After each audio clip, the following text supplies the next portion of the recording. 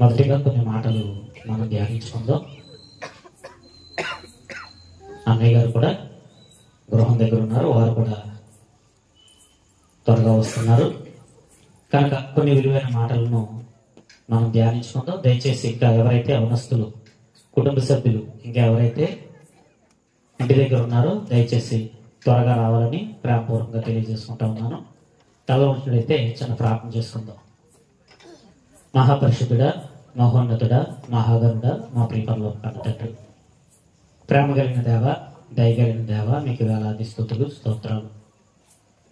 మీ యొక్క అపారమైన కృపను బట్టి యువతండి యవనస్తులుగా తండ్రి సమకూడి వారి యొక్క కష్టాన్ని తండ్రి వెచ్చించి ఏర్పాట్లలో తండ్రి కష్టపడి ప్రతి కార్యక్రమంలో కూడా తండ్రి కష్టపడి మీ మాటలు వినిపించాలని, కొంతమంది అయినా రక్షణ మార్గంలోనికి రావాలని పడుతున్నటువంటి ఈ ప్రయాసను బట్టి తండ్రి మిమ్మల్ని ఎంతగానో తండ్రి స్తుతిస్తున్నాం.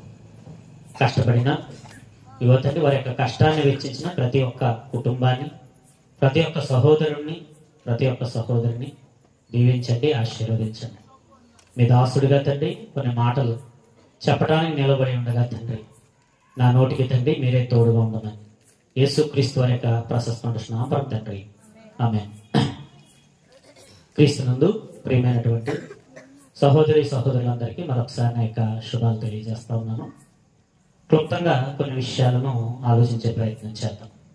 ఇందాక చదవబడినటువంటి వాక్య భాగాన్ని ఒకసారి మనం చూద్దాం. యోహాను గారు రాసినటువంటి సువార్త 1వ అధ్యాయము 29వ వచనం. మరునాడు యోహాను యేసు తన యొద్దకు రాగా చూచి, ఇదిగో లోక పాపమును మోసుకొని పోవు దేవుని గొర్రెపిల్ల. ఇక్కడ రాయబడుతున్న మాటని మనం చాలా తీవ్రంగా ఆలోచించాలి. మనకున్నటువంటి దౌర్భాగ్యకరమైన పరిస్థితి ఏంటంటే దేన్ని కూడా చాలా లైట్గా తీసుకుంటూ ఉంటాం. సీరియస్గా తీసుకోవాల్సిన విషయాలను సీరియస్గా మనం తీసుకోం, చాలా తేలిగ్గా మనం తీసుకుంటూ ఉంటాం. తేలిగ్గా తీసుకోవటం అనేది చాలా తప్పు. బైబిల్లో దేవుని యొక్క మాటలను చాలా లోతుగా మనం ఆలోచించాలి. తలకాయ పూట వచ్చింది అనుకోండి, కాస్త తేలిగ్గా తీసుకున్నా ఇబ్బంది ఏం లేదు. అదే గుండెపోటు వస్తే తేలిగ్గా తీసుకోకూడదు. చిన్న చిన్న ప్రాబ్లమ్స్ని ఒకవేళ తేలిగ్గా తీసుకున్నా మనకి ఇబ్బంది ఏం లేదు. ఈరోజు ఒకవేళ తలకాయ పూట ఉన్నా రేపు ఒకవేళ ట్యాబ్లెట్ వేసుకున్నా అది పెద్ద ఇబ్బంది ఏం కాదు. కానీ హార్ట్ అటాక్ వచ్చినప్పుడు మాత్రం ఏం చేయకూడదు, తేలిగ్గా తీసుకోకూడదు. సివియర్ కేసు మీకు అర్థం కావడానికి చెప్తున్నా. ఈరోజు చాలా మంది క్రిస్మస్ను కూడా చాలా తేలిగ్గా తీసుకుంటున్నారు, చాలా లైట్గా తీసుకుంటున్నారు. ఆచారాలకు ఇచ్చినటువంటి విలువ ఎప్పుడో పెద్దలు పూర్వకాలంలో కొన్ని ఆచారాలు పెట్టేస్తారు. ఆచారాలకు విలువ వేటికి లేకుండా పోయిందంటే ఆజ్ఞలకు లేకుండా పోయింది. పండగలకు వచ్చే జనం ప్రతి వారం రారు. సంవత్సరం ముగింపులో, సంవత్సరం ప్రారంభంలో వచ్చేటటువంటి జనం ప్రతి వారం రారు, ప్రతి ఒక్క కార్యక్రమంలోనూ పాల్గొందరు. పండగ భక్తుల్లా మిగిలిపోతున్నటువంటి పరిస్థితులు. ఇంకా మన వాళ్ళు చాలా బెటర్ అని చెప్పుకోవాలి. కొన్ని చోట్ల క్రిస్మస్ పేరుతో జరిగే దారుణాలు అన్ని ఇన్ని కాదు.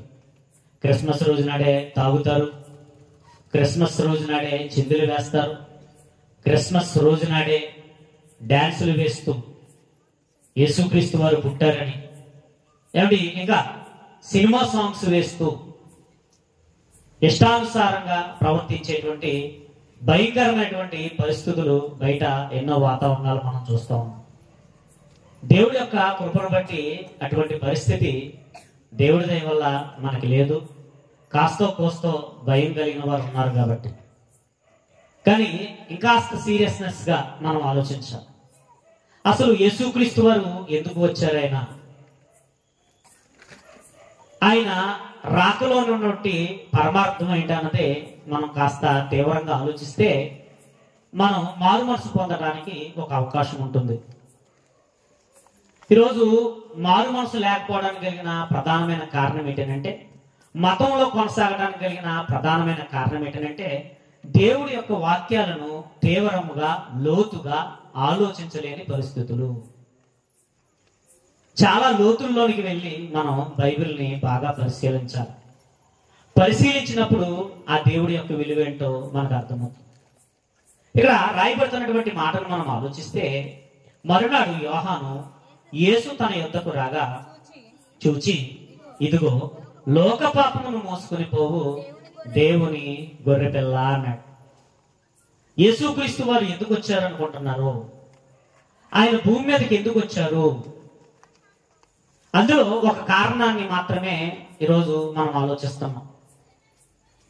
యేసుక్రీస్తు వారు ఎందుకు వచ్చారు అని అంటే, యోహాను గారు మాట్లాడుతూ అంటున్నాడు, లోక పాపములు మోసుకొని పోవు దేవుని గొర్రెపిల్ల అంటున్నాడు. ఇది సింపుల్ గా చదువుకుని వెళ్ళిపోతే మనకు అర్థం కాదు. ఈరోజు యేసుక్రీస్తు వారు భరించినటువంటి బరువు, ఆయన మోసినటువంటి బరువు, అది ఎంతో మనం ఆలోచించాలి. నేను తేలిగ్గా వివరించుకుంటూ నేను ముందుకు వెళ్ళిపోతున్నాను. చాలా జాగ్రత్తగా ఉండండి. ఈరోజు ఒకరి పాప భారాన్ని ఒకరు మోయగలరు అంటారా? ఈరోజు భార్యాభర్తలు ఉన్నారు, తల్లిదండ్రులు పిల్లలు ఉన్నారు, మిత్రులు ఉన్నారు, బంధువులు ఉన్నారు. ఏ ఒక్కరైనా సరే ఒకరి పాప భారాన్ని ఒకరు మోయగలరా అని అంటే, ఒకరి పాప భారాన్ని ఒకరు మోయలేరు. రోజు ఎలా చెప్పగలం? సింపుల్ గా మీకు ఇంకా బాగా అర్థం కావడానికి, ఒక తల్లి దగ్గరికి కొడుకు వచ్చి, అమ్మా నేను దొంగతనం చేశాను, దొరికిపోయేలా ఉన్నాను, నాకేం చేయాలో అర్థం కావట్లేదు, నా బదులు నువ్వు జైలుకి వెళ్ళమ్మా అన్నారు అనుకోండి, ఏమంటారు? నా కడుపున ఏం చేసామంటారు? చెడపుట్టావురా. ఈరోజు ఒక కుమార్తె గాని ఒక కుమారుడు గాని చేసిన తప్పులను బట్టి కుమిలిపోతూ వారిని అనరాని మాటలు మనం అని అంటూ, ఒక యవన కాలంలో ఒక పొరపాటు చేస్తే ఆ పొరపాటుని మనం చాలా గట్టిగా మనం ఖండిస్తాం. ఒక కుమారుడు తప్పు చేసిన, ఒక కుమార్తె తప్పు చేసిన, ఈ రోజు ఆ గుండెల్లో ఉన్న బరువుని తల్లిదండ్రులు ఎంతవరకు మోయగలరు? 10 మందితోనూ చెప్పుకుంటాం, కుటుంబ సభ్యులతో చెప్పుకుంటాం. ఎందుకంటే మన పిల్లలు తప్పు చేయకూడదు. ఆ బరువుని మనం మోయగలమా? ఆ బరువుని మనం ఎంతవరకు క్షమించడానికి కాస్త గ్యాప్ తీసుకుంటాం. ముందు వచ్చినటువంటి ఆ బాధ అవన్నీ మన మనసులో ఉన్నవన్నీ కక్కేసిన తర్వాత మనమే సముదాయించుకుని, కడుపును పుట్టిన పిల్లోడే కదా, కడుపును పుట్టిన కూతురే కదా అని మనం సముదాయించుకోవటానికే కాస్త సమయం పడుతుంది మనకి. అదే భార్యాభర్తల విషయంలో మీరు ఆలోచించండి.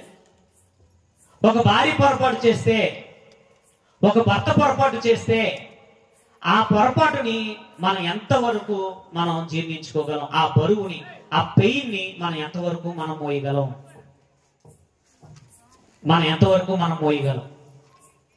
తట్టుకోలేం కదా. కొంతమంది తట్టుకోలేక ఏం చేస్తూ ఉంటారంటే, కడ తీర్చిన వారు కూడా ఉన్నారు. అంటే చేసినటువంటి పొరపాట్లను మనం మోయలేం, మనం సహించలేం, మనం భరించలేం. ఆ విషయాన్ని పక్కన పెడితే వాళ్ళ పాపాలను మనం తీసే ప్రయత్నం కూడా మనం చేయలేం. ఎందుకంటే ఒక పాపిని రక్షించడం ఇంకొక పాపికి అసాధ్యం. ఇద్దరు గోదావరిలో కొట్టుకుపోతున్నారు అనుకోండి, ఎవరినెవరు కాపాడుకుంటారో ఒడ్డున్నవాడు కాపాడాలా, ఇద్దరు కొట్టుకుపోయే వాళ్ళు కాపాడుకోగలరా? ఒక సేఫ్ పొజిషన్ లో ఉన్నవాడే ఆ ప్రయత్నం చేయగలడు. మీకు అర్థం కావడానికి చెప్తున్నాను. ఎందుకంటే మనం నమ్ముకున్నటువంటి లోకరక్షకుడు ఆయన మోసినటువంటి భారం ఎంతో అన్నది మనం ఆలోచించాలి. ఫస్ట్ ఆఫ్ ఆల్ మనం ఒకరి భారాన్ని మనం మోయలేము. అది ఒక చిన్నది కాస్తో కోస్తో అని అనుకునేసరికి అది తీవ్రం అవుతున్నప్పుడు మనం మోయలేము, మనం క్షమించలేము, మనం సహించలేము. ఇది ఫస్ట్ పాయింట్. రెండో పాయింట్ ఏంటంటే, పోనీ మన పాప భారం, ఒకవేళ మనం చేసినటువంటి పొరపాట్లు ఏవైతే ఉన్నాయో ఆ పొరపాట్లకి శిక్షను మనం అనుభవించగలమా అనంటే ఆ శిక్షను కూడా మనం అనుభవించలేం. ఒక మాట మనం చూద్దాం. ఆదికాండము 4వ అధ్యాయము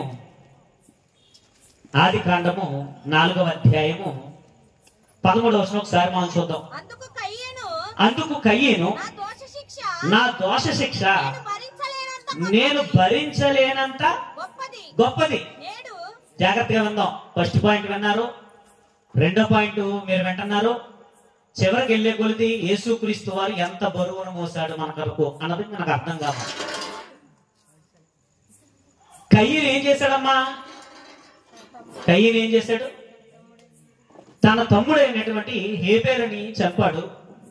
చంపినందుకు దేవుడు ఒక శిక్ష ఖరారు చేశాడు.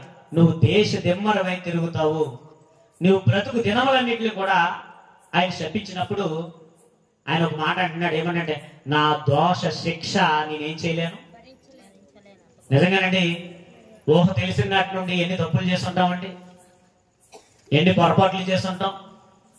ప్రతి పొరపాటుని దేవుడు శిక్షించాలి అని అనుకుంటే, ఏమండి, ప్రతి పొరపాటుని దేవుడు శిక్షించాలి అనుకుంటే ఆ శిక్షను మనం తట్టుకోగలమా? ఆ శిక్షను మనం తట్టుకోగలమంటారా? మనం తట్టుకోలేము. ఒకటి, ఎదటి వారి పాపాలను మనం భరించలేము.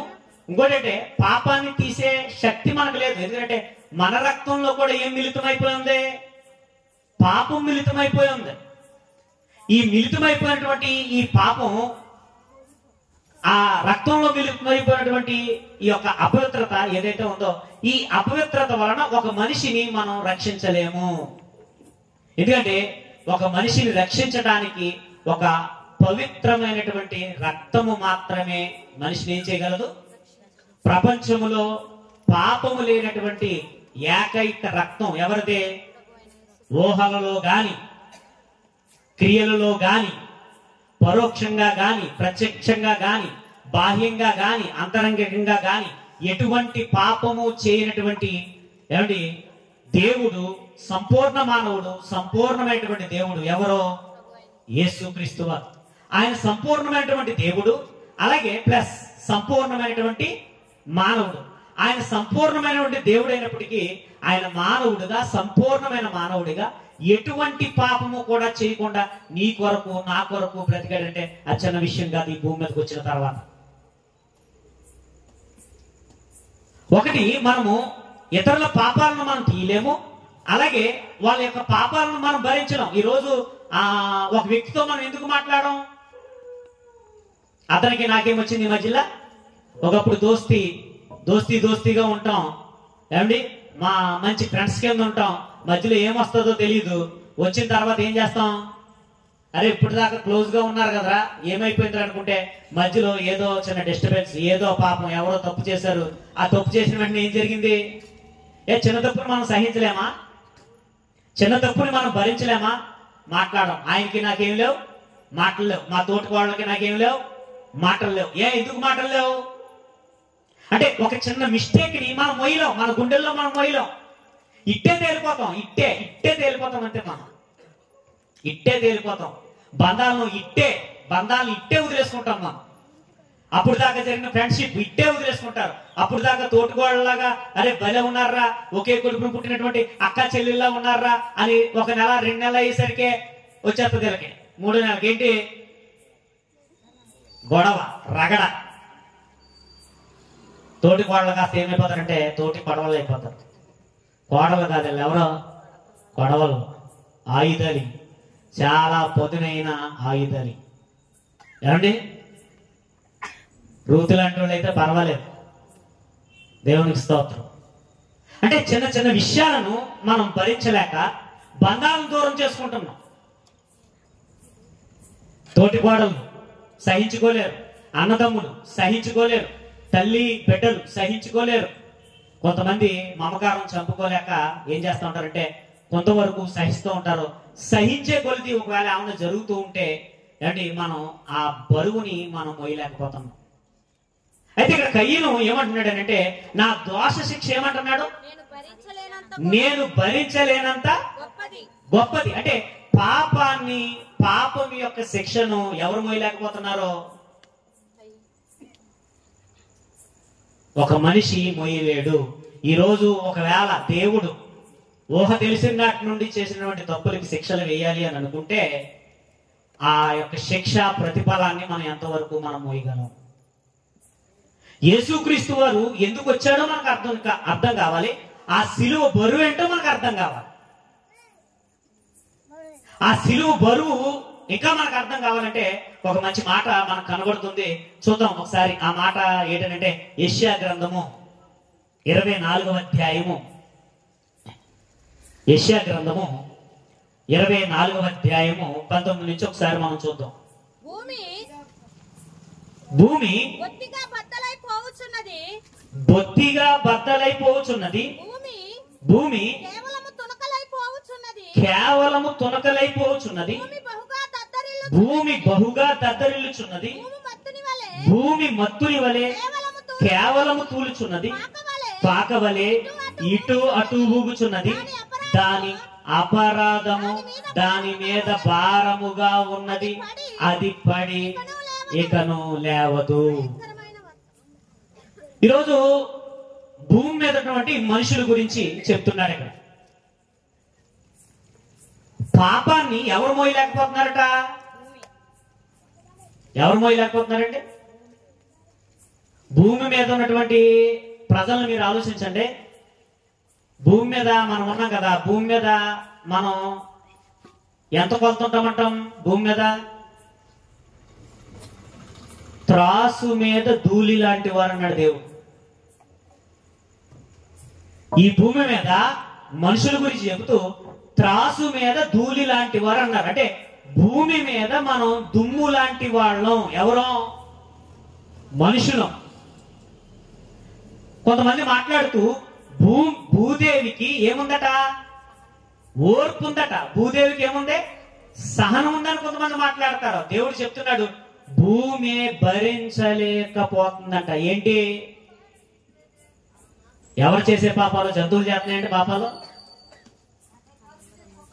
జంతువులు చేస్తున్నాయా? పక్షులు చేస్తున్నాయా? పురుగులు చేస్తున్నాయా? చెట్లు చేస్తున్నాయా? భూమి మీద అతి ప్రమాదకరమైన జీవి ఒక జీవి ఉంది. ఏ జీవి? మానవ జీవి. వీళ్ళ చేసే పొరపాట్లు, మనం చేసే పొరపాట్లు, తెలిసి చేసినా తెలియక చేసినా ఈ అపరాధాలు ఏవైతే ఉన్నాయో, మనుషులు చేస్తున్నటువంటి పొరపాట్లు ఏవైతే ఉన్నాయో, అత్యాచారాలు ఏవైతే ఉన్నాయో, లేకపోతే ఈ త్రాగుడు ఏదైతే ఉందో, లేకపోతే ఈ దొంగతనాలు ఏవైతే ఉన్నాయో, లేకపోతే ఈ నరహత్యలు ఏవైతే ఉన్నాయో, భూమి మీద జరుగుతున్నటువంటి ఈ పాప భారం ఎవరు మోయలేకపోతున్నారట? ఎవరు మోయలేకపోతున్నారండి? భూమట మోయలేకట ఏమైపోతుందంటేనట, చూడండి దాని పరిస్థితి చెప్తున్నాడు. భూమి మీద మనిషి బ్రతుకుతున్న బ్రతుకు గురించి చెప్తున్నాడు. భూమి పరిస్థితి ఎలాగైపోయిందంటేనట, భూమి పరిస్థితి ఎలాగైపోయిందంటే, ఈ రోజు ఇక్కడ ఈ ప్రాంతం ఏదైతే ఉందో, ఈ ప్రాంతంలో కొంతమంది అనుకుంటా ఉంటారు, ఒకవేళ ఇక్కడ ఏదైనా విపత్తు రాలేదనుకోండి, ఈ భూమి ఏం చేసుకుందట? పుణ్యం చేసుకుంది. అక్కడ ఈస్ట్ గోదావరిలో మేముంటున్నప్పుడు మాకేమి రాలేదు అనుకోండి, నేనేమంటాను? ఇక్కడ పుణ్యం చేసుకుందని. ఏ భేదమును లేదు, అందరూ పాపము చేసి, అది ఈస్ట్ అయినా, అది వెస్ట్ అయినా, అది నార్త్ అయినా, అది సౌత్ అయినా, ఎక్కడికి వెళ్ళినా, ఏ దేశమైనా, ఏ జిల్లా అయినా భేదమేమీ లేదు. అందరూ కూడా పాపము చేసి దేవుడు అనుగ్రహించి మహిమ ఏం చేయలేకపోతున్నారు? అంటే భూమి మీద మనిషి చేస్తున్నటువంటి పొరపాట్లని భూమి మొయ్యలేకనట మత్తుడి వలె తోలుతుందట. అంటే ఒక త్రాగిన వ్యక్తి ఎలా ఉంటాడంటే పరిస్థితి, త్రాగిన వ్యక్తి ఎలా ఉంటాడు? Study study. కొంతమంది ఉంటారు తాకూడదు దొరకకూడదు అనుకుంటారు, స్టడీ స్టడీ స్టడీ స్టడీ అంటే వెళ్తూ ఉంటారు దొరకకూడదని. వాళ్ళు స్టడీ స్టడీ అనుకున్నది కూడా బయటకి పడిపోతూ ఉంటారు. అవునా కదా? దొరకకూడదు అనుకోవడం ఎందుకు, తాగడం ఎందుకు? ఏమంటే వాసన రాకుండా కొన్ని మళ్ళా నోట్లు వేసుకొని నవ్వులుకోవటం, నోళ్ళలో నీళ్లు పుక్కలించుకోవటం ఇలాంటివి చేస్తూ ఉంటారు. దాని పరిస్థితి చెప్తున్నాడు. భూమి మొయ్యలేకపోతుందట. ఆదాము కాలం నుండి క్రీస్తు కాలం వరకు, క్రీస్తు కాలం నుండి క్రీస్తు రెండవ రాకడ వరకు భూమి మీద మనిషి చేస్తున్నటువంటి ఆకృత్యాలు ఏవైతే ఉన్నాయో ఆ ఆకృత్యాలను ఎవరు మోయలేకపోతున్నారట? ఒక మనిషి మోయలేకపోతున్నాడు, ఒక మనిషి పాప భారాన్ని. అలాగే తను చేసినటువంటి పొరపాట్లను తాను మోయలేకపోతున్నాడు. అలాగే ఈ ప్రకృతి కూడా ఏం చేయలేకపోతుందట. దాని పరిస్థితి చెప్తున్నాడు. దాని పరిస్థితి గురించి మాట్లాడుతూ ఏమంటాడంటే, పాక వలె అటు ఇటు ఏం చేస్తుందట? అది పాకలాగా ఏమవుతుందట? పాక. అంటే పాకలు ఉంటున్నాయి, ఇప్పుడు పాకలు లేవు. ఎందుకని? ఇదివరకు ఉండేవి పూరి గుడిసెలు. ఎందుకని పాకలు తీసేసాం? ఎందుకని పూరి గుడిసెలు తీసేసాం? ఆ పూరి గుడిసెల వల్ల ఉన్నటువంటి ఇబ్బందులు మనకు అర్థమైనవి కనుక సిమెంట్ కట్టడాలన్నవే వచ్చాయి, స్టాండర్డ్ కట్టడాలన్నవి వచ్చాయి. భూమి పరిస్థితి గురించి మాట్లాడుతున్నాడో, మనిషి చేసేటువంటి తప్పులు ఏవైతే ఉన్నాయో ఆ తప్పులను ఎవరు మోయలేకపోతున్నారట? మనం మోయలేకపోతున్నాం అని అనుకుంటే ఒక ఎత్తు అనుకుంటే, ఈ భూమి ఏదైతే ఉందో ఈ భూమి కూడా మోయలేకపోతుంది. ఇప్పుడు ఈ భూమి కూడా మోయలేనటువంటి పాప భారాన్ని ఎవరు మోయడానికి సిద్ధపడిపోయారు? ఎంత భారమండి అది! ఎప్పుడైనా ఏ రోజైనా సిలువ గురించి మనం ఆలోచించామా? యేసుక్రీస్తు వారు సిలువలో ఎంత పాప భారాన్ని మోసాడో ఏ రోజైనా మనకు అర్థమైందా? మెల్లో సిలువలు వేసుకుని తిరగడం తప్ప, ఏమండి ఆ సిలువ ఉన్నటువంటి బరువు గురించి మాట్లాడుతూ యోహాన్ గారు మాట్లాడుతూ అంటున్నాడు, ఆయన ఎందుకు వచ్చాడు, ఆయన ఈ భూమి మీదకి ఎందుకు వచ్చాడు అని అంటే, భూమి మోయలేని ఆ పాప భారం, ఆ భూమి మోయలేనప్పుడు ఆ భూమిని కూడా నేనే నిలబెడుతున్నాను అంటున్నాడు. ఎలాగా అన్నది ఒకసారి మనం చూద్దాం. నేను క్లుప్తంగా వెళ్ళిపోతున్నాను, ఒకసారి చూద్దాం. కీర్తన గ్రంథము 75వ అధ్యాయము, కీర్తన గ్రంథము 75వ అధ్యాయము 3వ వచనం ఒకసారి చూద్దాం. భూమియు దాని నివాసులందరూ లయమగునప్పుడు నేనే దాని స్తంభములు నిలుపుదును. ఏమని మాట్లాడుతున్నాడు? భూమి దాని నివాసులందరూ లయమగునప్పుడు నేనే దాని స్తంభములు ఏం చేస్తున్నాను? నేను నిలుపుతున్నాను. ఒకనాడు జలప్రలయం వచ్చినప్పుడు అల్లాడిపోయింది భూమి. నా ఆత్మ నరులతో ఎల్లప్పుడూ వాదించదు. ఎందుకంటే కేవలము వారు ఏమై ఉన్నారట? నరమాత్రులై ఉన్నారు. వారు పాపం పండిపోతుంది, పాపం ప్రజ్వరిల్లుతుంది. అక్కడ జరుగుతున్న పరిస్థితుల్లో ఆ నోవాహు దినాల్లో తినడం, త్రాగడం, వ్యభిచరించడం, గెంతడం, దేవుడు ఎందుకు పుట్టించాడో, ఈ జీవితాన్ని ఎందుకు ఇచ్చాడో, దేవుడు పుట్టించినటువంటి పరమార్థం ఏంటో గ్రహించక మనిషి తనకు నచ్చినట్టుగా బ్రతుకుతున్నప్పుడు నోవాహు అన్నటువంటి వ్యక్తిని ఏర్పాటు చేసుకుని ఒక వాడను తయారు చేయమన్నాడు. వాళ్ళలోనికి ఎవరన్నా వచ్చారండి? ఎంతమంది ఉన్నారు? ఈరోజు చాలా మంది ఉన్నారు. ప్రభువు నమ్ముకోండి అంటే ఎంతమంది నమ్ముకుంటున్నారు? రక్షణ అనే వాడలోనికి ఎవరు రావడానికి సిద్ధపడుతున్నారు? రండి, రక్షణ పొందండి, మీరు మారు మనసు పొందండి అంటే ఇంకా టైం ఉందండి, ఇంకా టైం ఉందండి. ఏం టైము? ఏం టైం ఉంది? సంవత్సరాల తరబడి ఇంకా టైం ఉందండి, ఇంకా టైం ఉందండి, ఇంకా మేము మారు మనసు పొందడానికి టైం ఉందండి, ఇంకా మారు మనసు పొందడానికి టైం ఉందండి. ఏ టైం ఉంది? ఎంతలో కనబడి బ్రతుకున్న ఈ రోజే మనదే, రేపు మనదే కాదు. సంవత్సరాలు వాయిదాలు వేసుకుంటున్నారు. ఆనాడు నోవాహు గారు పిలిచినప్పుడు కొంతమంది వెక్కిరించిన వాళ్ళు ఉన్నారు. సర్లే చూద్దాం ఏమవుతుందో, ఒకవేళ వస్తే చూద్దాం అనుకున్నారో లేదో తెలియదు, కానీ సడన్ గా ఏమొచ్చింది? దేవుడు వాడ మూసేశాడు, జలప్రళయాన్ని రప్పించాడు. ఆ జలప్రళయానికి భూమి ఏమైపోయింది? అల్లాడిపోయిందంట. అలా అల్లాడిపోయినటువంటి భూమిని, ఆ పాప భారముతో మూలుగుతున్నటువంటి భూమిని, దాని స్తంభాలను ఎవరు నిలబెట్టారట? దేవుడే నిలబెట్టారట. పాకలాగా ఒక త్రాగిన వాడు ఊగినట్టుగా ఊగుతుందంట భూమి. ఎవరి గురించి? ఇప్పుడు యేసుక్రీస్తు వారి గురించి మనం ఆలోచిద్దాం. ఆయనకి ఎవరు సాటిగారు? ఆయనకి ఎవరు సరికారు? యేసుక్రీస్తు వారికి ఎవరు కూడా సరిలేరు. ఆయన ఎంత బరువుని మోయడానికి వచ్చాడు భూమి మీదకి, ఆయన ఎంత భారాన్ని భుజాల మీద పెట్టుకున్నాడు. ఈరోజు నువ్వు ఒక 20 కేజీలు బరువు మోయగలవా? ఒక 30 కేజీలు బరువు మోయగలవా? పోనీ దానికి ఇంకొక 20 కేజీలు కలిపితే ఒక 50 కేజీలు బరువు నువ్వు ఒకవేళ మోయగలవా? ఒక 100 కేజీలు బరువు మోయగలవా? ఇంకా బరువు పెరుగుతూ ఉంటే ఏమంటావు? ఏమండి, నేను మొయ్యలేకపోతున్నానండి, ఈ బరువుని నేను మొయ్యలేనండి, ఈ బరువుని నేను మొయ్యలేనండి అంటావు. ఒకవేళ ఇంకా బరువు ఎక్కువైతే ఆ బరువు కిందే చచ్చిపోతాం. ఆ బరువు కిందే చచ్చిపోతాం. ఒక 50 కేజీలు బరువు మొయ్యలేక చచ్చిపోతాం. ఒక 100 కేజీలు నీ స్టామినా అయితే 100 కేజీలు బరువు మొయ్యలేక మనం చచ్చిపోతాం. 200 కేజీలు పెడితే మనిషి ఏమైపోతాడు? 300 కేజీలు పెడితే మనిషి ఏమైపోతాడు? 500 కేజీలు పెడితే మనిషి ఏమైపోతాడంటే ఏముండడు, పచ్చడి అయిపోతాడంటే ఏముండడు.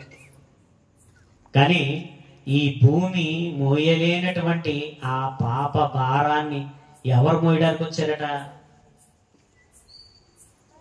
మనుషులు చేస్తున్నటువంటి ప్రతి అపరాధం గురించి మాట్లాడుతూ మనం చాలా లైట్ గా తీసుకుంటాం బైబిల్ని.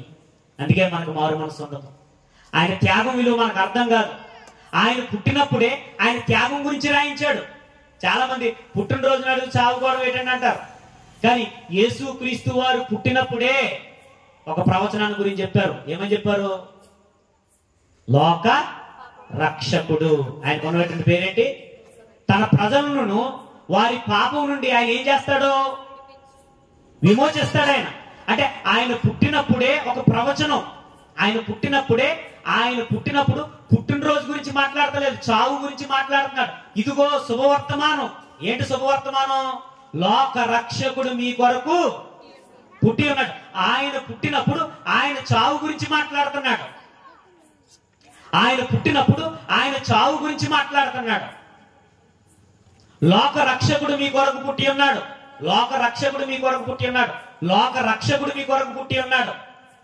లోక రక్షకుడు ఆయన ఎంత భారాన్ని మోసాడు అంటే భూమి మోయలేనటువంటి భారం గురించి మాట్లాడుతూ యోహాన్ గారు మాట్లాడుతున్నారు. ఏమని మాట్లాడుతున్నారంటే చూడండి, మనం ముగించేసుకుందాం. యోహాన్ గారు రాసిన సువార్తకు వచ్చేయండి. ఏమని మాట్లాడుతున్నాడు? యోహాన్ గారు రాసిన సువార్త 1వ అధ్యాయం 29వ వచనం మళ్ళీ ఒకసారి చదవండి. యేసు తన యొద్దకు రాగా ఇదిగో లోక పాపమును మోసుకొని పోవు దేవుని గొర్రె పిల్ల. లోక పాపములు మోసుకొని పోవు దేవుని గొర్రె పిల్ల. ఆదాము నుండి నేటి వరకు అంటే ఈ రోజు ప్రపంచ జనాభా ఎంత? సుమారు 800 కోట్లు. మరి అంతకుముందు చచ్చిపోయిన వాళ్ళు ఎంతమంది? ఎన్ని కోట్లు? మరి రాబోయే జనరేషన్ ఎంతమంది? వాళ్ళు ఎన్ని కోట్లు? అంటే 1000 కోట్ల మంది. అంటే ఆదాము కాలము నుండి చేసినటువంటి ప్రతి పొరపాటు, ప్రతి హత్య, లేకపోతే ప్రతి నీచమైన కార్యక్రమాలు ఏవైతే ఉన్నాయో ఆ ప్రతి నీచ కార్యక్రమాలు ఆదాము కాలము నుండి నేటి వరకు, నేటి ఉన్న 800 కోట్ల మంది, రాబోయే తరంలో ఎన్ని 100 కోట్ల మంది ఉంటారో తెలియదు, కానీ కొన్ని 1000 కోట్ల మంది పాప భారం, లోక పాపములు మోసుకొని పోవు. అంటే ఆ బరువు మొయ్యాలనంటే చిన్న విషయం అంటారా? ఈరోజు ఒక తోటకోళ్ళు తప్పు చేస్తే తట్టుకోలేమే, భరించలేమే క్రైస్తవులుగా. ఒక అన్న తప్పు చేస్తే తట్టుకోలేమే, ఒక చెల్లి తప్పు చేస్తే తట్టుకోలేమే, ఒక చిన్న పాప భారాన్ని మనం మోయలేకపోతున్నాం, గుండెల్లో మనం భరించలేకపోతున్నాం.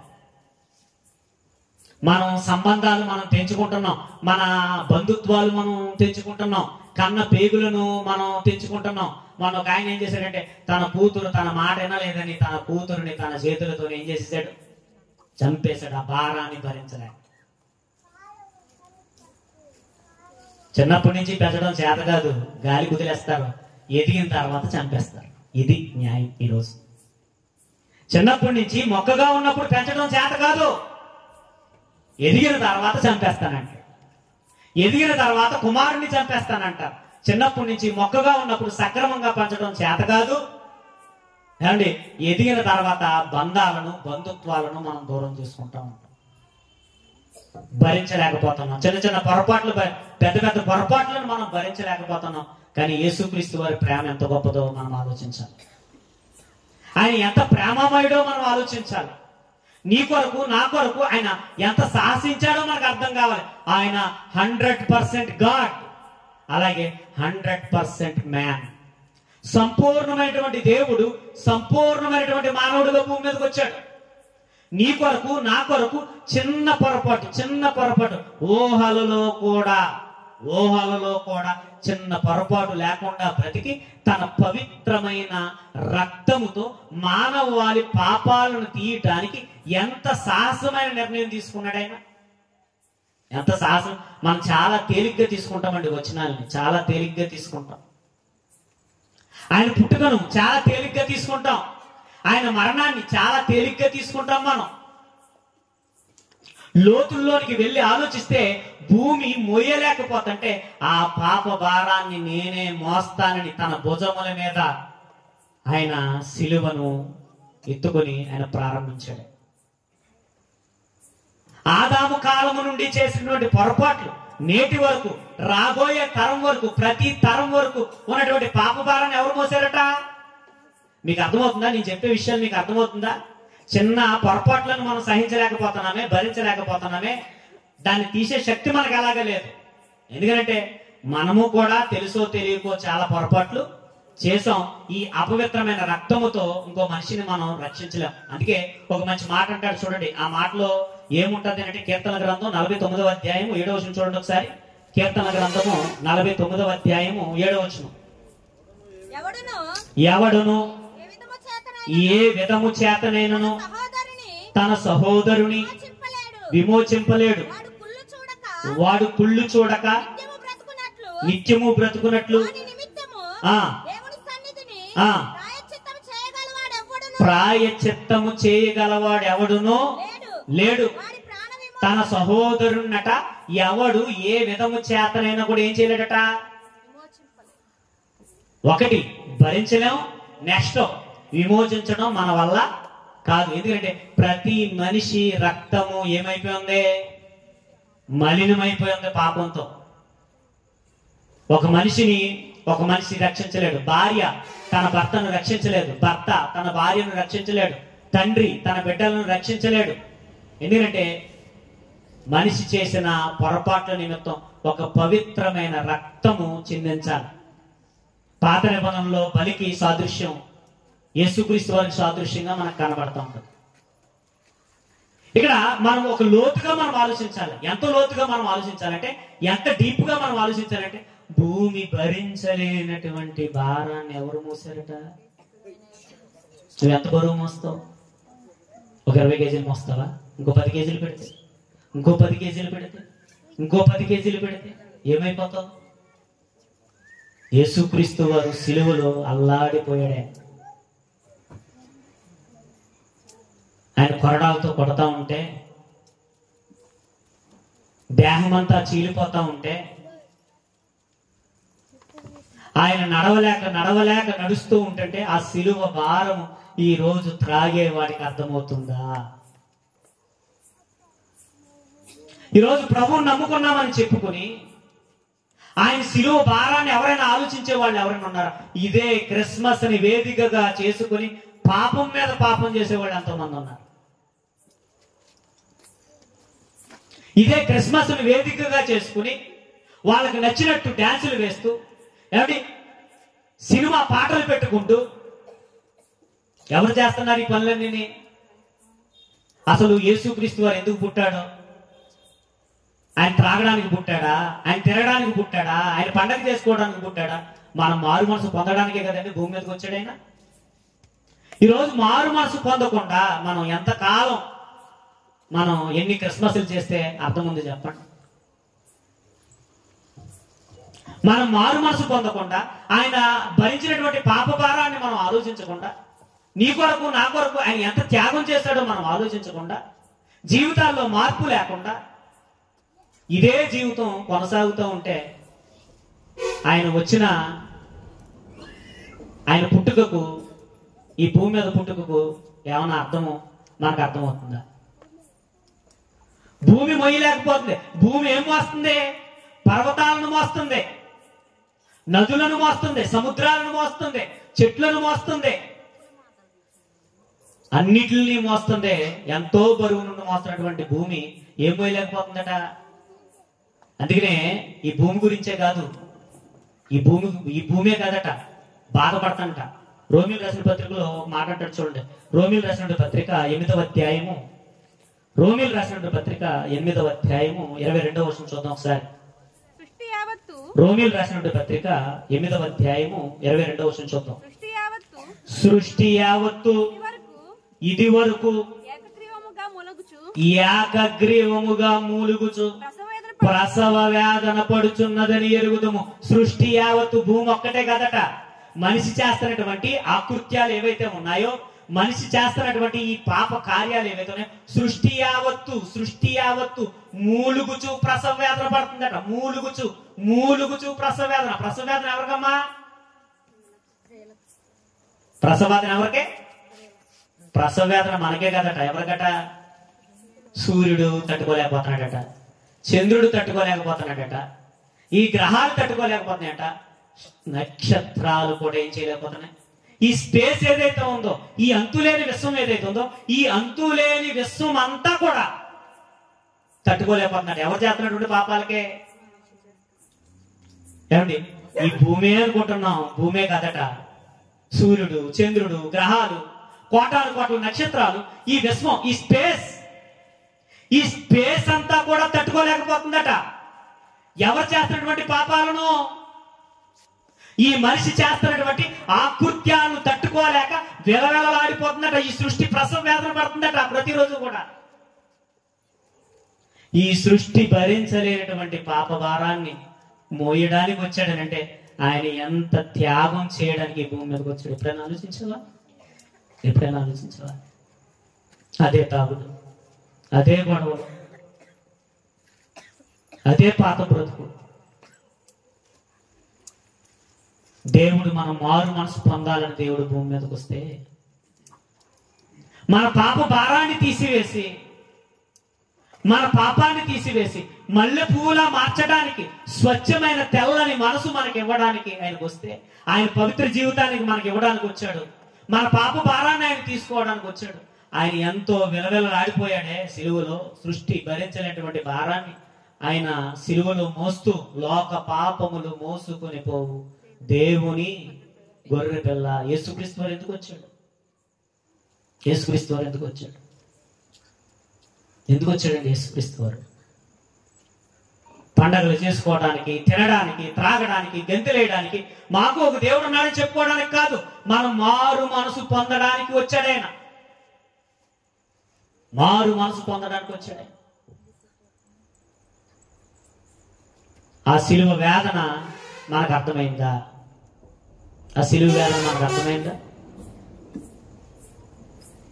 ఈ గ్రహాలు తట్టుకోలేకపోతుంది, ఈ భూమి తట్టుకోలేకపోతుంది, సూర్యుడు తట్టుకోలేకపోతున్నాడు, చంద్రుడు తట్టుకోలేకపోతున్నాడు, ఈ విశ్వం, ఈ స్పేస్ తట్టుకోలేకపోతుంది. సృష్టి యావత్తు ఏం చేస్తుందట? సృష్టి యావత్తు ఏం చేస్తుంది? మూలుగుతుందట. సృష్టి యావత్తు ఇదివరకు ఏకగ్రీవముగా మూలుగుచు ప్రసవ వేదన పడుచున్నదని మనము ఎరుగుదము అన్నట్టు. సృష్టి భరించలేనటువంటి భారాన్ని ఎవరు మోయడానికి వచ్చాడు? ఈ రోజు ఆ సెంటెన్స్ ఏదైతే ఉందో మనకి చాలా తేలిగ్గా కనపడుతుంది. లోక పాపములు మోసుకొని పోవే దేవుని గొర్రెపిల్ల. ఈ సృష్టి భరించలేనటువంటి భారాన్ని ఎవరు మోయడానికి వచ్చారు? క్రిస్మస్ అంటే ఏంటంటే క్రీస్తుని ఆరాధించటం. క్రీస్తుని ఎలా ఆరాధించాలి? మారు మనసుతో మనం ఆరాధించాలా? మారు మనసు లేకుండా మనం ఆరాధించాలా? ఈరోజు అన్యుల్లో లేని గొడవలు క్రిస్టియానిటీలోనే ఉన్నాయి. అన్యుల్లో లేనటువంటి దారుణాలు క్రిస్టియానిటీలో ఉన్నాయి. ఈరోజు యేసుక్రీస్తు వారు చేసినటువంటి త్యాగం మనకు అర్థమైతే ఆచారాలకు మనం విలువం. స్టార్ లేనే బాధపడే వాళ్ళు ఉన్నారు. నువ్వు స్టార్లా మారాలని ఏ రోజైనా నువ్వు బాధపడ్డావా? నువ్వు నక్షత్రంలో మారాలని ఏ రోజైనా నువ్వు బాధపడ్డావా? స్టార్ కట్టలేని బాధ. నువ్వు నక్షత్రంగా నువ్వు మారవా? నువ్వు నక్షత్రంగా మారాలని ఆయన వస్తే కాగితము నక్షత్రం లేదని బాధపడే వాళ్ళు ఉన్నారు. ఈరోజు కాగితపు నక్షత్రం ఎన్ని రోజులు ఉంటుంది? అది వెళ్తుందా? పరలోకం మనం వెళ్తామా? పరలోకం ఏది వెళ్తుంది? ఆ కాగితం వెళ్తుందా? మనం వెళ్తామా? ఈరోజు ఆచారాలకు ఉన్నటువంటి విలువ దేనికి లేకుండా పోయింది. ఆయన ఎంత వేదన పడ్డాడు నిన్ను ఒక నక్షత్రంలా మార్చాలని. నిన్ను నన్ను ఆకాశమందు జ్యోతుల వలె మార్చాలనుకున్నాడు ఆయన. నిన్ను నన్ను ఏమండి లోకమందు మీరు వెలుగై ఉన్నారు అన్నాడు ఆయన. ఆయన మోసినటువంటి పాపారం మనకు అర్థమవుతుందా? లోక పాపములు మోసుకొని పోయే దేవుని గొర్రెపిల్ల అంటే ఈరోజు ఒక మనిషి పాపాన్ని మనం మోయలేం. నా పాపాన్ని నేను మోయలేను. నా కట్టుకున్న భార్య కావచ్చు, లేకపోతే నా భారం కావచ్చు, లేకపోతే నా పిల్లల భారం కావచ్చు, లేకపోతే నా తల్లిదండ్రుల పాప భారాలను మోసే శక్తి, సామర్థ్యాలు, ఓర్పు, సహనం, పవిత్ర రక్తం మనకు లేవు. పోనీ ఈ భూమికి ఉందంటే ఈ భూమికి లేదు. పోనీ సూర్యుడికి ఉందంటే లేదు. చంద్రుడికి లేదు. గ్రహాలకు లేవు. నక్షత్రాలకు లేవు. సంపూర్ణమైనటువంటి దేవుడే సంపూర్ణమైనటువంటి మానవుడిగా భూమి మీద అవతరించాడు. ఎందుకు అవతరించాడు ఆయన? ఎందుకు అవతరించాడు? ఆయన ఎంత వేదన పడ్డాడు సిలువలో. నిజమైన క్రిస్మస్ ఏంటనంటే, క్రిస్మస్ ని మనం ఎలా చేసుకోవాలి అంటే మారు మనసు పొంది మనం ఏం చేసుకోవాలి? క్రిస్మస్ చేసుకోవాలి. నిజంగా క్రిస్మస్ పరమార్థం అర్థమైతే చివరిగా ఒక మాట చూసుకుని మనం ముగించేసుకుందాం. గలతీయులు రాసిన పత్రిక 5వ అధ్యాయము. గలతీయులు రాసిన పత్రిక 5వ అధ్యాయము మొదటి వచనం ఒకసారి మనం చూద్దాం. గలతీయులు రాసిన పత్రిక 5వ అధ్యాయం మొదటి వచనం. ఈ స్వాతంత్రము మనకు అనుగ్రహించి క్రీస్తు మనల్ని స్వతంత్రులుగా చేసి ఉన్నాడు. కాబట్టి మీరు స్థిరముగా నిలిచి మరలా దాస్యమును కాడి కింద ఏం చేయండి అన్నాడు? చిక్కుకొనకుడి. మరలా దాస్యమనే కాడి కింద చిక్కుకొనకుడి.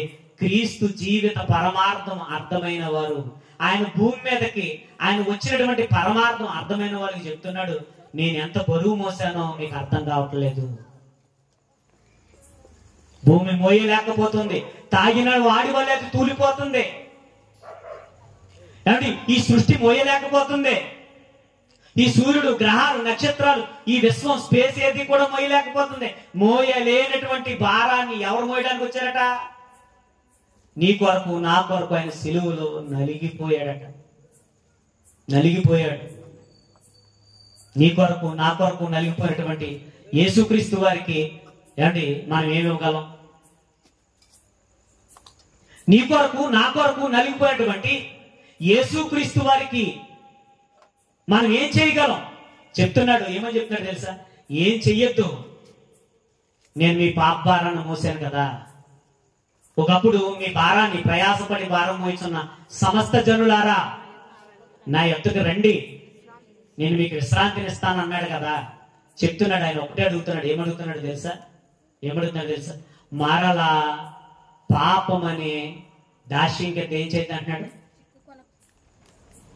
ఒకవేళ ఆయన యొక్క రాక పరమార్థం అర్థమైతే, ఆయన మోసిన బరువేంటో నీకు అర్థమైతే, చాలా విషయాలు ఉన్నాయి, మీరు అర్థం చేసుకోండి, లోతుగా మీరు అర్థం చేసుకోండి.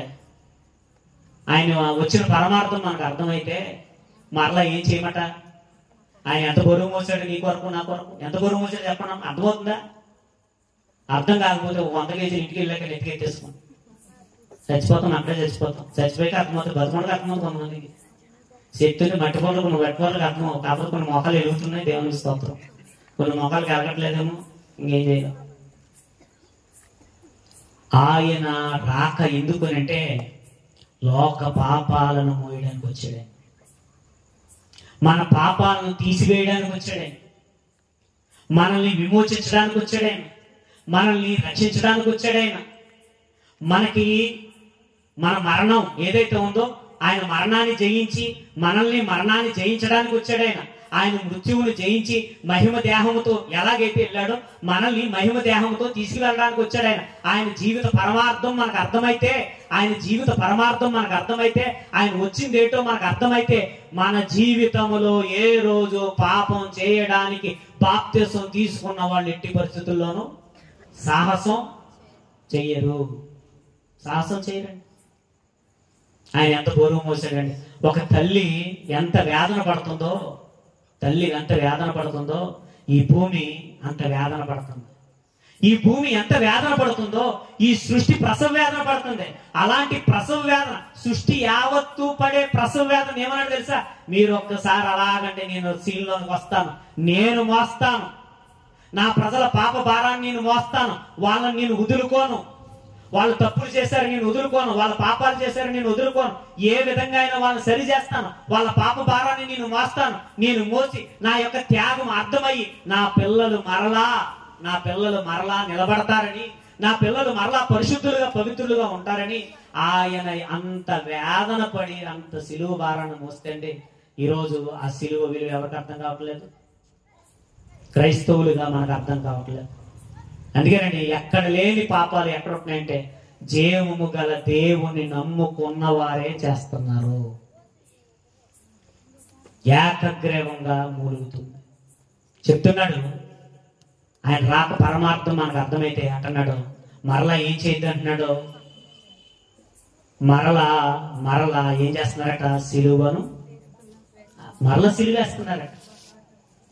ఆ పాప భారాన్ని తట్టుకున్నాడు కానీ మరలా సిలువేస్తే ఏమన్నాడైనా సహించేది లే. ఒకనాడు రక్షకుడుగా వచ్చాడు, మరలా ఎలా రాబోతున్నాడైనా శిక్షకుడుగా రాబోతున్నాడు. కనుక ప్రియ సంగమా అర్థం చేసుకోండి, ఈ మీటింగుల యొక్క పరమార్థం కానీ, లేకపోతే ఇంత ఖర్చు కానీ, లేకపోతే ఇంతమంది సేవకులు, ప్రపంచంలో చాలా మంది సేవకులు తిరుగుతున్నారు, రాత్రి పగలు నిద్ర లేకుండా తిరుగుతున్నారు, కుటుంబాలను వదిలిపెట్టుకుని తిరుగుతున్నారు. ఎందుకు? మన మధ్య ఉన్నారు డేవిడ్ అనే గారు, అంటే కుటుంబం లేదు, ఏమీ లేదు, భార్య లేదు, పిల్లలు లేరు, తిరుగుతారు అంటాడు. ఆయనే కాదు చాలా మంది సేవకులు నిద్ర లేని రాత్రులు ఎందుకు గడుపుతున్నారు, ఎక్కడెక్కడికో ప్రాంతాలకు ఎందుకు తిరుగుతున్నారు. మరలా ఈ మీటింగ్ అయిపోయిన తర్వాత 2 రోజులు ప్రయాణమై వెళ్ళాలి, వారం రోజులు అలా తిరుగుతూనే ఉంటారు. ఈ వారం రోజులే కాదు, నెల రోజులు, 2 నెలలు, 3 నెలలు, సంవత్సరాలు ఎందుకు తిరుగుతున్నారని అంటే ఆయన వచ్చిన రాక పరమార్థం అర్థమైన వాళ్ళు ఏం చేస్తారని అంటే ఇంకా జీవితంలో అటువంటి పొరపాట్లు చేయకుండా ప్రభు కొరకు, దేవుని కొరకు నిలబడటానికి వాళ్ళు ప్రతిష్ఠించుకుంటారు. ఈరోజు ఒకవేళ ఆయన రాక పరమార్థం అర్థమైతే, ఒకవేళ రక్షణలో లేకపోతే నేడే అనుకూల సమయం. రండి,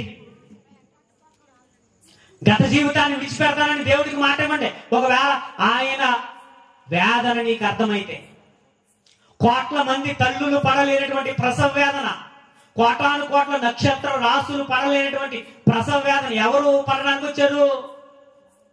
యేసుక్రీస్తు వారు వచ్చారు ఈ భూమి మీదకి. యేసుక్రీస్తు వారు ఈ భూమి మీదకి ఎందుకు వచ్చారు? ఆయన ఎందుకు వచ్చారనంటే మన పాప భారాన్ని తీయడానికి వచ్చారు, ఆయన త్యాగం చేయడానికి వచ్చాడు. చివరిసారిగా ఒక ఆజ్ఞ మనకి చెప్తున్నాడు కనుక ఆజ్ఞను బట్టి మనం నడుచుకుందాం, మారు మనసు పొందుదాం. 6వ అధ్యాయము, అదే గలతీ రాసిన పత్రిక 6వ అధ్యాయం 1వ వచనం చూడండి ఒకసారి. సహోదరులారా, ఒకడు ఏ తప్పిదములో చిక్కుకుని ఎడల ఆత్మ సంబంధులైన మీలో ప్రతివాడును తానును శోధింపబడనేమో అని తన విషయమై చూచుకొనుచు సాత్వికమైన మనసుతో అట్టి వాణిని మంచి దారికి తీసుకుని రావలను. ఒకని భారములు ఒకడు భరించి ఎలాగు క్రీస్తు నియమమును పూర్తిగా నెరవేర్చుడి. మనకు కూడా చెప్తున్నాడు, నేను ఈ లోక పాపాలను మోసాను, సంఘంలో మీరు కూడా ఒకళ్ళ భారాన్ని ఒకళ్ళు మోయండి. ఈరోజు సంఘంలో ఒక్కొక్కరు ఒకలా ఉంటారు, అందరూ ఒకలా ఉండరు. తప్పు చేస్తారు, ఖండిద్దాం, తప్పేం లేదు. కానీ ఏం తెచ్చుకోకూడదు, మనం బంధాలను దూరం చేసుకోకూడదు. ఒకరినొకడు ఏం చేయాలట, ఆయన సిలువను భరించాడు. కనీసం సంఘంలో ఉన్నటువంటి మనమన్నా కొంత భరించుకుందాం. అర్థమవుతుంది ఈ మాటలు? ఫైనల్ మాట అర్థం చేసుకోండి. ఆయన దగ్గర మనం భరించడం నేర్చుకోవాలి. ఈరోజు సంఘంలో ఏం లేదు, భరించలేం. ఆవిడొస్తే నేను రానండి, నేనొస్తే ఆవిడ రానండి, ఏంటంటే ఆవిడే నాకు మాట్లాడలేమండి. ఓర్పు లేదు, సహనం లేదు. వాళ్ళకి ప్రేయర్ ఇస్తున్నారండి, మాకు ప్రేయర్ ఇవ్వట్లేదు. నువ్వు ముందుంటావు, మరి ఏం చేస్తావు? నువ్వు నత్తనడక నీది, నత్తనడక కలిగిన వాళ్ళకి ఏముంటది? ముందొస్తే పాటలు పాడుకుంటాం, ముందొస్తే చురుగ్గా ఉంటాం, ముందొస్తే చదువుకుంటాం. ముందు ముందు ముందు ముందు ముందు ముందు ముందు ఉండాలి. ప్రతి విషయంలో ముందు ఉండాలి. ముందున్న వాళ్ళు ముందే ఉంటారు, నువ్వు వెనకాల ఉండేదాన్ని వెనకాలే ఉంటావు. ప్రతి కార్యక్రమంలోనూ చురుకుగా ఉండడం నేర్చుకోండి. ఒకరినొకరు భరించుకుంటూ, లోపాలను సరి చేసుకుంటూ, ఆయన యొక్క రాక పరమార్థాన్ని మనం గ్రహించి, ఆయన ఎందుకు వచ్చాడు అని అంటే త్రాగడానికి కాదు, గెంతులు వేయడానికి కాదు, ఏదో పండగ చేసుకోవడానికి కాదు. ఆయన ఎందుకు వచ్చాడు అంటే లోక పాపములను మోసుకొని పోయే దేవుని గొర్రెపిల్ల. ఆయన ఎంత బరువు మోసాడు చెప్పండి? ఒక మనిషి మోయలేడు. ఒక జిల్లా ప్రజలు కాదు, ఒక రాష్ట్ర ప్రజలు కాదు, ఒక దేశం కాదు, ప్రపంచ దేశాలు అంటే ఈ ప్రపంచ దేశాన్ని మోయలేనటువంటి, భూమి మోయలేనటువంటి భారాన్ని, ఈ సృష్టి మోయలేనటువంటి భారాన్ని, ఈ గ్రహాలు, నక్షత్రాలు, సూర్యచంద్రులు ఎవరైతే ఉన్నారో వీళ్ళంతా కూడా మోయలేనటువంటి భారాన్ని ఎవరు మోయడానికి వచ్చారట? అది యేసుక్రీస్తు వారి యొక్క రాక పరమార్థం. ఇప్పుడు మరి మనం క్రిస్మస్ ఎలా చేసుకోవాలి? క్రిస్మస్ చెప్పండి.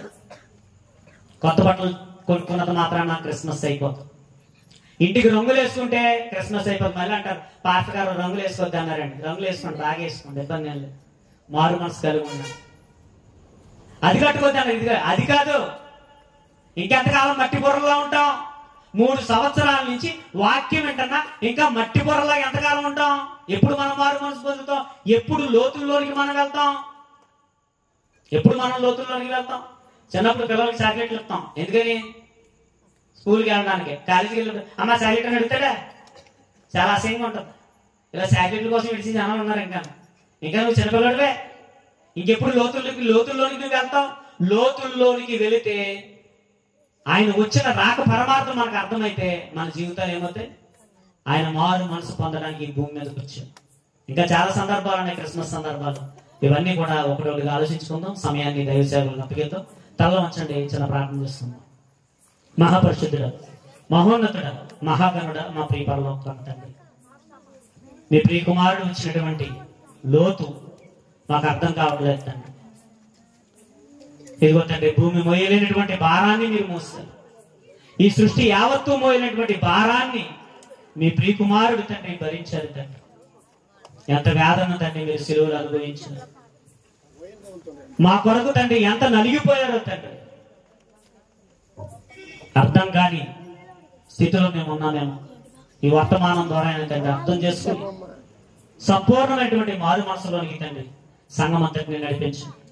మీ దాసులు వర్తమానం అందించడానికి సిద్ధంగా ఉన్నారు. ఎంతో భారభరితమైన హృదయంతో అనేకమైనటువంటి ప్రాంతాలు తిరుగుతున్న మీ దాసుని తండ్రి మరింతగా బలపరచు. మరిన్ని శ్రేష్టమైన సంగతులు తండ్రి మీ దాసుని ద్వారా మాట్లాడండి. ఇగో తండ్రి, కొంతమంది అయినా ఈ వేదిక ద్వారా కొంతమంది అయినా రక్షించబడటానికి తండ్రి మీ సహాయాన్ని అర్థిస్తున్నాను తండ్రి. ఇంకా అమాయకులుగా ఉంటున్నారు, ఇంకా అర్థం కాని పరిస్థితుల్లో ఉంటున్నారు తండ్రి. నేరుగా వాక్యము ద్వారా తండ్రి మీ పిల్లలమైన మా అందరితోనూ మాట్లాడి ఇగో తండ్రి మీ ప్రియకుమారి యొక్క స్వారూప్యంలోనికి తండ్రి మేమంతా మారడానికి మీ కృప చూపించున్నాను. మా ప్రభువును మీ ప్రియకుమారుడు యేసుక్రీస్తు వారి యొక్క దేవుడి నామ పరమ తండ్రి. ఆమేన్. అందరికీ వందనాలు.